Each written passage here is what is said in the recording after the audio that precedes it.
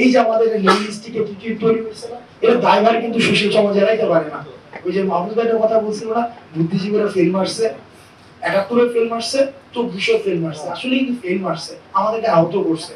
আমরা কেন ক্ষমতা বিমুখ হইলাম, ক্ষমতাকে কেন ভয় পাই, আমরা কেন ভয় পাই, এটা কিন্তু দায়ভার সুশীল সমাজকে নিতে হয় বা নেওয়া উচিত, নেওয়া উচিত। কিন্তু মানে আমাদেরকে ক্রিয়েট করা যায়, আমাদেরকে যদি শেপ দেওয়া যায়, এখন আপনি আমাদেরকে যেভাবে ইচ্ছে শেপ দিতে পারেন, তবে আমি চাইবো যেন আমাদের এই শেপটা প্রপার হইতে হয়। আর ২৪ যদি এই ৯০ এর পুনরাবৃত্তি হয়, ৭১ এর পুনরাবৃত্তি হয়, ৫২ এর পুনরাবৃত্তি হয়, তাহলে কিন্তু আর মনে হয় না যে আর কখনোই যে আমাদের একটা শক্তি বা সামর্থ্যের জায়গা তৈরি হয়েছে সেটাকে আর কখনোই আর পুনর্মঞ্চায়ন সম্ভব।